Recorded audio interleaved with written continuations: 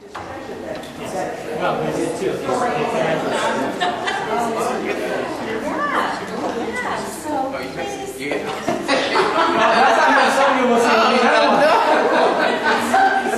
We've been back in the States so long, so we got to go back overseas in order to get the kind Isn't that the way it is? No, it's my pleasure. It's a long time in the making. Since I came back from Okinawa, I said, we're going to tour the college. And it's taken this long, but we finally did it. Yeah, it's not that long. Oh, wow. Oh, good. But the Army, we like that. I know. I know. He also. Your dad was with the Marines? He was an Army. Oh, he was He's an taken Army. airborne, so he was Green Beret, and we lived near Marine. We lived on Marine near Marine bases. Yeah, because there were not a lot of Army bases, and we were in Naha, so Naha was where I went to school. So I got a chance to see that, and it's great. But It has changed. It changed a lot, a lot. It was great. Hi, I'm Mike Freeman, Senior Vice President for Communications. Great. And let me introduce you to our tour Hey, guide. hi, go Air Force.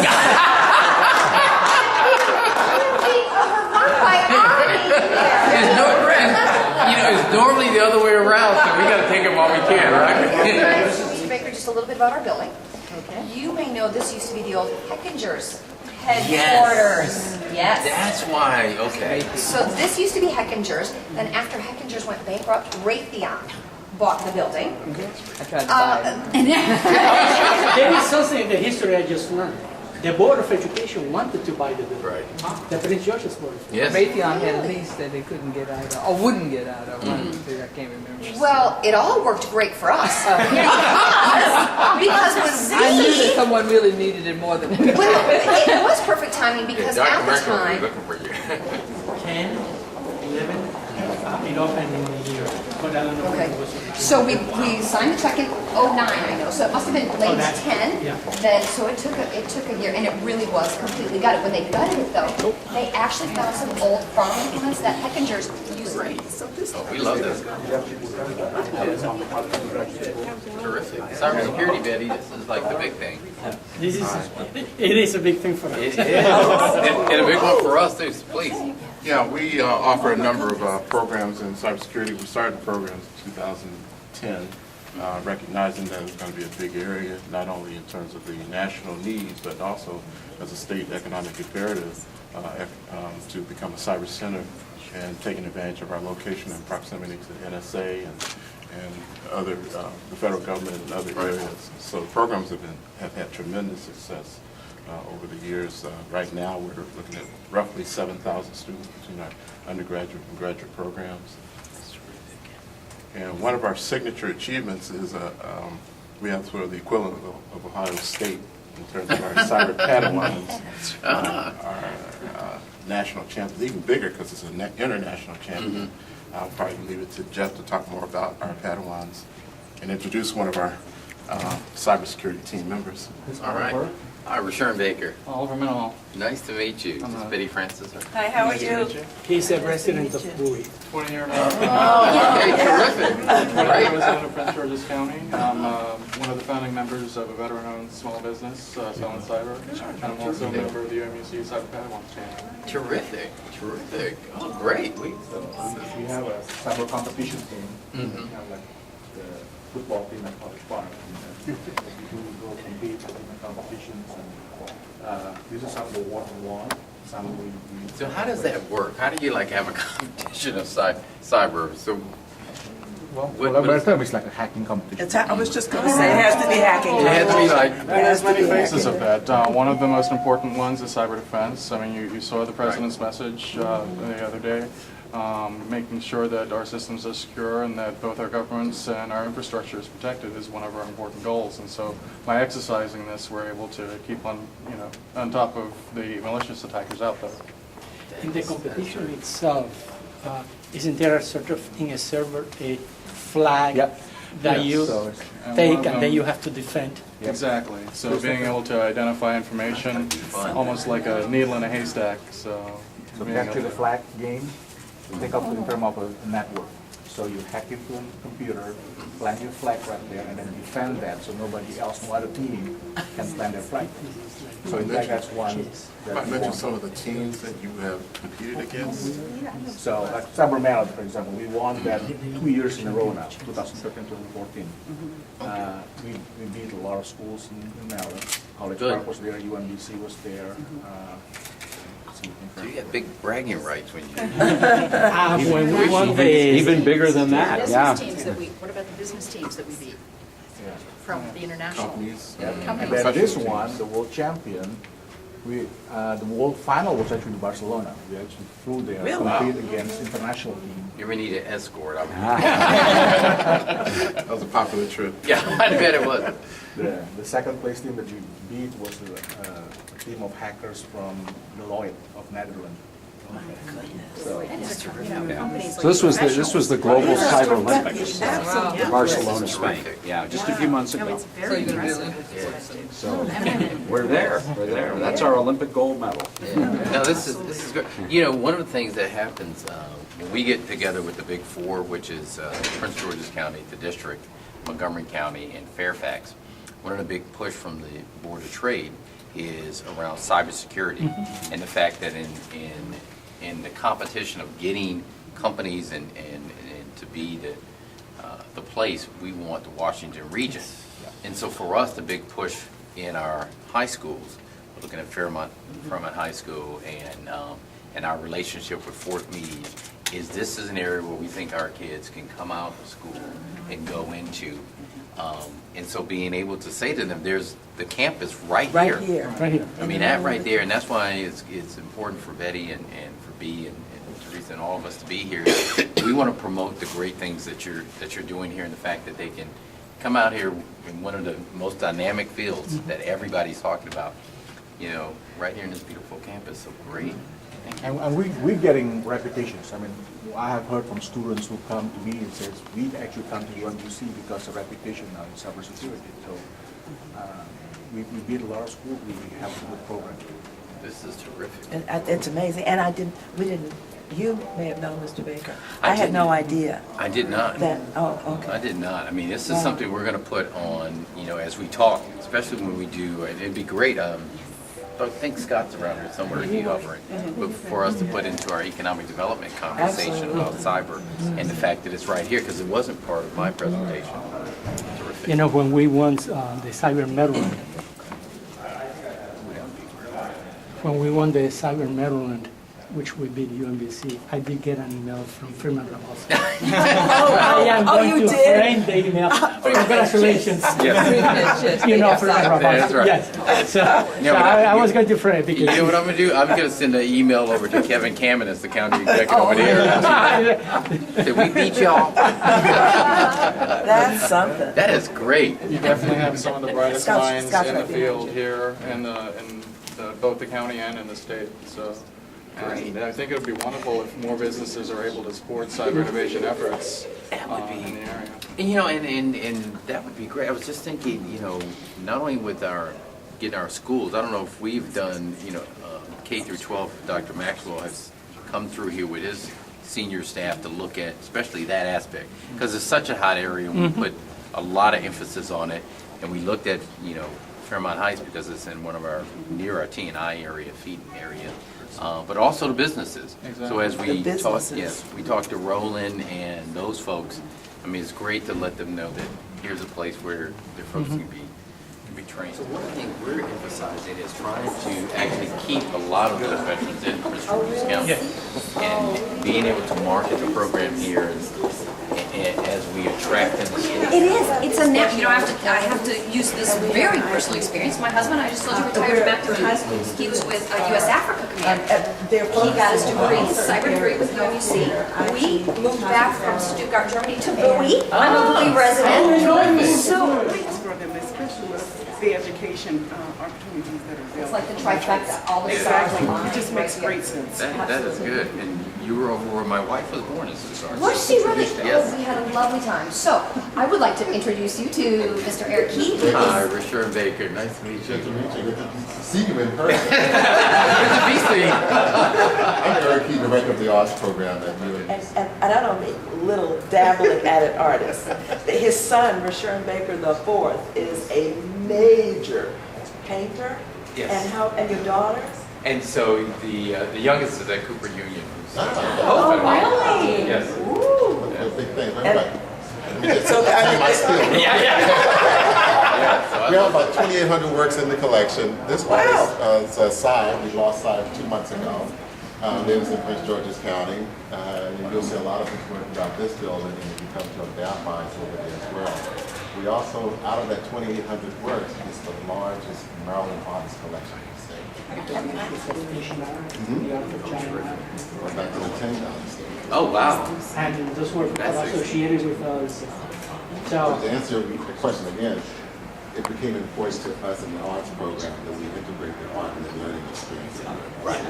Instead of just art for aesthetics reasons, we try to get students not only the environment, but also how to basically go off into looking at. And that's the big push where we're now doing with our K through 12 is actually one of the things we really like about having Dr. Maxwell is he understands that the arts are so critical to everything else. So now it's not just STEM but it's STEAM. And we really have such a great relationship. We've been, the alliance with PGCC has been since 2003.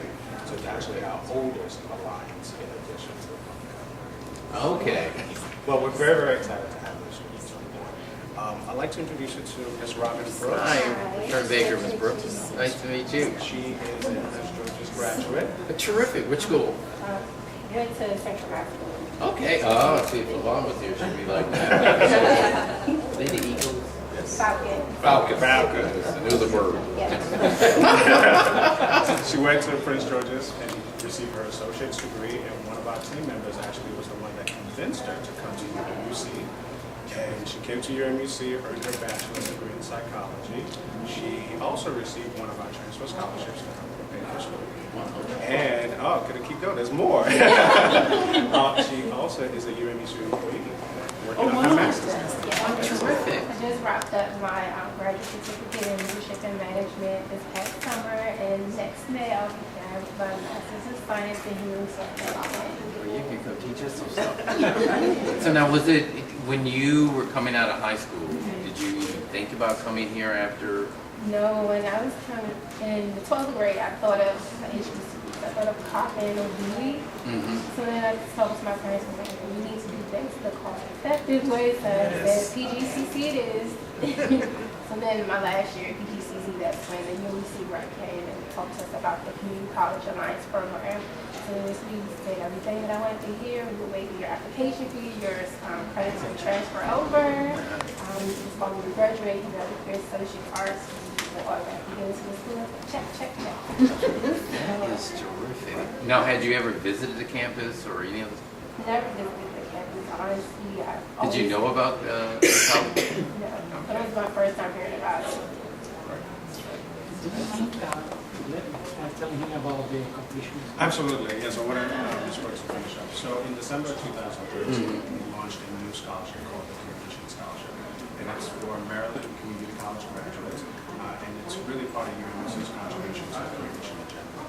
We started our first class in the spring 2014. And so far we've got about 1,500 people that have applied, and we've awarded more than 800 scholarships. So this is a great scholarship because it's not need-based and it's not merit-based. Oh, terrific. Yes, so it takes away all of the different obstacles. So it's really a matter of you completing your associate degree from the Maryland Community College. So even if you finish in 1982, you had a family, things got away, you have a chance to come back, the completion scholarship will bring you back.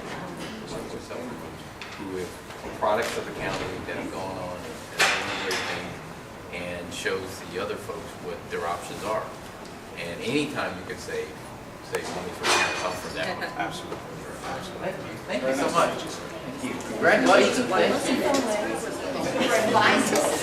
They just want to talk about what class to take next. find out how their credits transfer, whether it's credit from Prince George's Community College, military credit, credit by examination. They walk in here to get that information, and then many of them take online classes or they go to one of the other regional locations. How do a lot of the students, especially I know the number of military students who find out about it. Then they come to the university. What we try to do with community colleges, we advertise a lot. But we find that we are sort of the unknown, the well-kept secret. Exactly. And you mentioned something that for us, the completion scholarship, the college education, and not being debt for the rest of your life. Exactly, and so an option like this, as you said, coming out of community college, if you know there's an option you can transfer it here in the table would be terrific. Mr. Baker, I'd like to introduce you to some members of our military team, and we'll start with terrific. Kelly Wilmoth. Hi, Sir, Richard Baker. very nice to meet you. Nice to meet you. It's my favorite sir. Nice to meet you. Welcome. Thank you, thank you. Wow, it's got a military feel to it. Now notice the Air Force you can see right through here. I know, our Air Force members are like, good choice.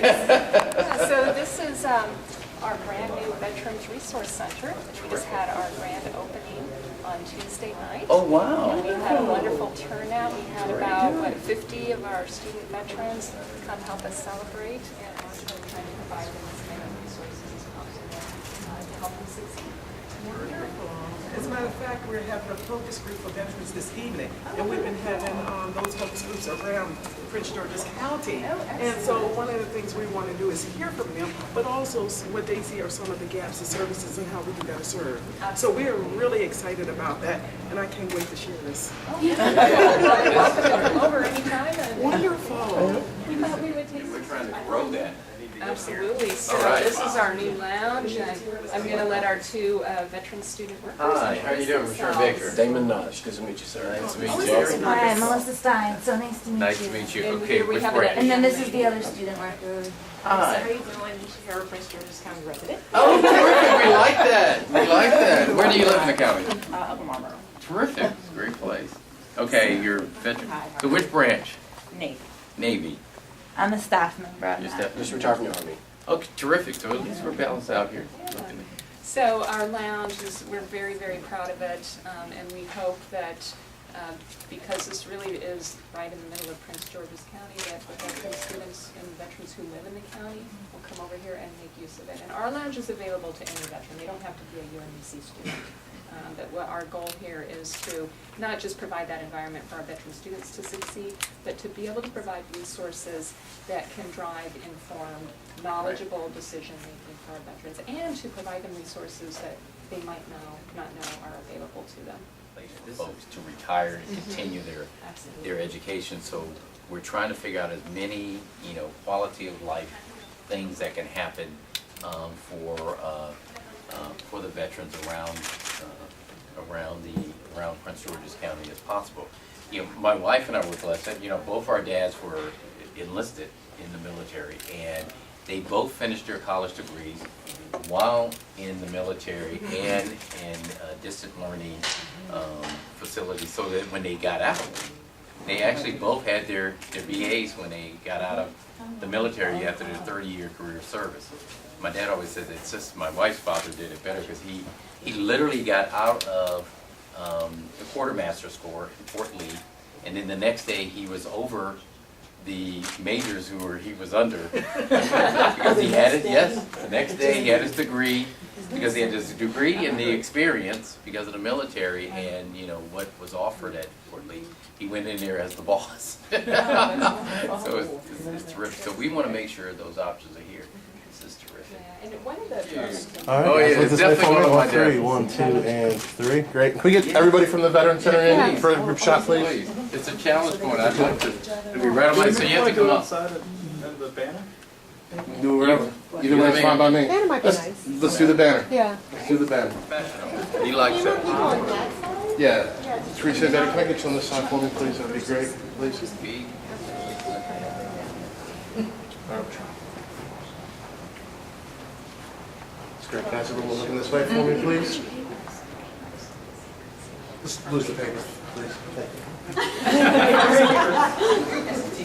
It's all right. All right, everyone looking this way for me, please. And on 3, 1, 2, and 3. Again, one more time on 3. 1, 2, and 3. Hold those spots with you, please. Right here, please. Great. Thanks. Thank you all for your patience. Thank you so much. So basically, Corporate Learning Solutions works with employers. So in Prince George's County, we have WSSC, we have Applied Integrated Technologies, we have MedStar, including the Clinton Hospital, and we have the satellite offices of some major Department of Defense contractors, such as Mantac, Raytheon, and L3 Communications. And you know, the advantage of having employer relationships for Prince George's County with UMUC is that they need to build and retain talent in order to grow their businesses. And so we teach the non-traditional students. And so we can work around work schedules, and we can help identify the competencies that they need to make sure that the talent has. And the more the business invests in their employees, the more they're going to be engaged and retained. And so it's a wonderful partnership, and UMUC about 5 years ago decided they wanted to actually create a department that's all we do, is actually work with employers. And so we're looking to grow our partnerships with Prince George's County, and it's a great sales item for you all as well. Can you share with me the partnership with the federal government? Yes. Because there are many federal employees. Oh, that's a good point too. Exactly. Right. So, as you've heard by now, UMUC has been selected as the military partner for the last 6 decades. We're very proud of that. And last year, we were also selected as the only university to partner with the civil service part of the federal government. So 2.7 million employees have access to UMUC's programs, and they receive a discount for the out-of-state tuition. Really? Yeah. And so we're working, doing really innovative with the academic schools, innovative strategic projects with the federal government to identify skill gaps in order for them to achieve their mission in the various agencies, and make sure that we're partnering and providing them an opportunity to have input into the academic programs so that their graduates can function in the workplace. That's terrific. I mean, as one of the, I mean, this is just very interesting to talk about now, because one of the discussions we're having with the council is on the budget, and during the budget deficit, some of the things we can't offer in terms of employees' advancement in terms of their education skill, but having a local, maybe more fundable, or affordable, thanks, Ben, program. That might be something for us to talk about. Yeah. And that's exactly what the federal government about coming here.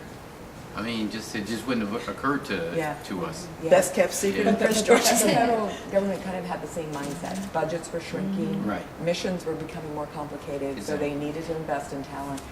How could they come up with an affordable solution, which is mostly self-funded by the employees, but now and then the certain departments can supplement that.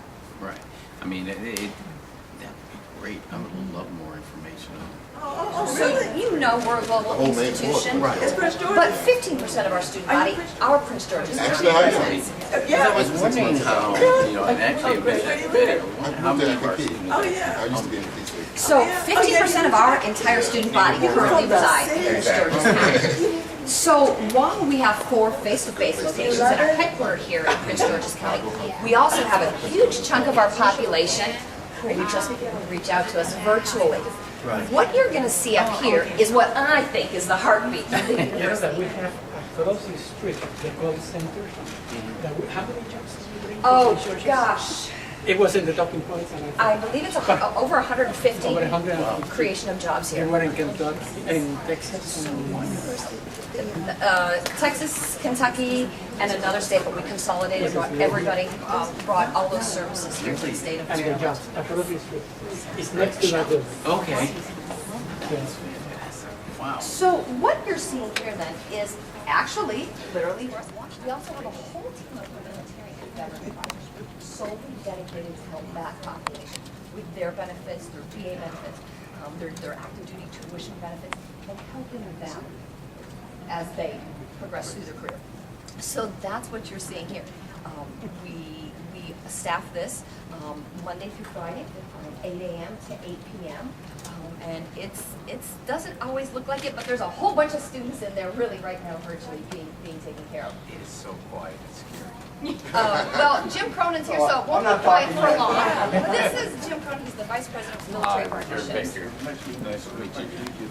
And this is actually Lisa's area. I'm the Vice President of Military and Veterans Partnerships.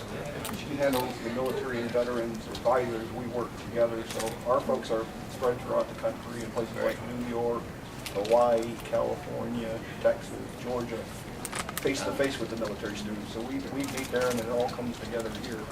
This is Michelle Risa, is Lisa's director for military veterans advisors. Sure, Baker. And a Prince George's County resident. Oh, terrific. Where do you live? I live in Bowie. Terrific. Oh, UMC. We're gonna write that down so when I see the mayor. We got Unfortunately, I'm a Rundle. I wish I was in Prince George. A lot closer to where I work. I retired from the military. I lived right outside. I was stationed. My last assignment was 15 years ago, and never got over here yet. My last son is a sophomore in high school, so maybe when you graduate, I'll be just keep closer to this area. This is our newest assistant director for military veterans. This is Chris Evans. Nice to meet you. He used to work at College Park as a ROTC assistant PMS, and we would do things together and for ROTC students and things like that. So he's only been here 4 months. It seems like 3 years. Congratulations! Congratulations! ROTC's great. So, just to give you, I mean, Lisa's the expert on facts and figures, but I was just checking with our veterans. Just in last fiscal year from January, or not calendar year, from January 1st to December 31st, we processed about 68,000 veteran certifications worldwide. Wow. All in this building right here. And that's every time a veteran, being a not traditional university, our veterans will maybe take a course here, a course there, because they're full-time military. Right. So every time they make any adjustment, we have to do a recertification. So we had 68,000 last year. And I just looked at the fall, just that were signed up for classes last fall, it's just short 10,000 veterans alone. And when you add the veterans, the active duty military, it's over 55,000. So I think now, if you look at the whole UMUC student body, I think we have more veterans, military, spouses of veterans than regular students. I think we passed on these couple of years. We have just Lisa alone, about 150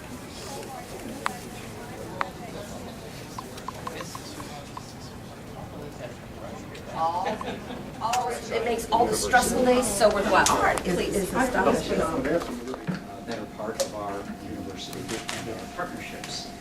And then we have a section in there on military relationships and our cybersecurity, and then is about our leadership role in academic innovation. And our provost, Dr. Marie Sini, will talk to you for the next few minutes about. So you think that the building is incredible. Wait until you hear about our academic innovation. It tops everything. Oh, I can. Sure. So you have in the magazine in the folder. This was the cover story we had in the Washington Post on our cybersecurity programs in the Sunday magazine. This was a New Year's Day story in the Baltimore Sun about the cyber Padawans that you heard about when they won the Global Cyber Olympics. This is our third issue of Achiever, our university magazine, and the entire issue is devoted to academic innovation and how we learn and how the entire range of services for students and the way we teach and the way students learn is changing, and how UMUC is in the vanguard of this. On the other side is a nice piece that appeared in the New York Times on our relationship with the military going back to 1947. And then, good stuff. Yeah. And then finally you have a reprint issue of our Achiever magazine, which is the history of our service to the military. We found this photo of this gentleman. We could not identify him. But it was such a wonderful photo that we put it on the cover.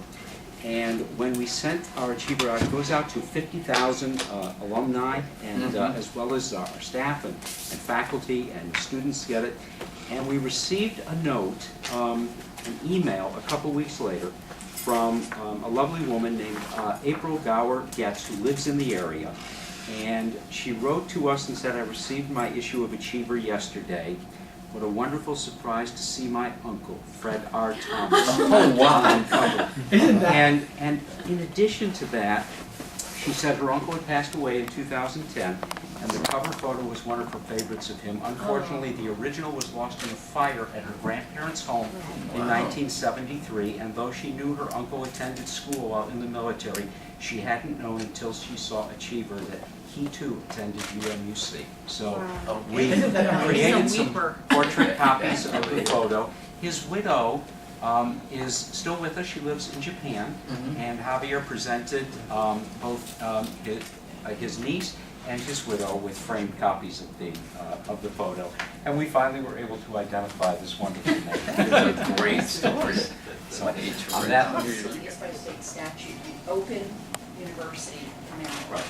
So we are very proud of the fact that we are an institution where students who are motivated, and so our job is to support them, to help them, and to put them on the right road to get them through to their degree. And then we have master's degrees here, and we actually have a doctor of management degree. And so we have to be very thoughtful. Our idea here is not, well, come on in if you can't make it too bad. Our idea is, come on in, you have a complex life. Our average student is 32 years old. So we've got students who are 19 and in the military, and we've got students who are in their 50s who are finally finishing their degree. In fact, I think last year our oldest graduate was something like 71. Oh, Okay, I was getting ready to get to older adults. Yeah, serving them. absolutely. Yeah. Very much so. Big part. Yeah, and it's even growing. So in the 90s, when online education really started, going gangbusters, our institution has always gone to the students. We've always used technology to help us get to students, and so online education was just a very natural thing to do. We became very large because the more we put online, the more students came to us.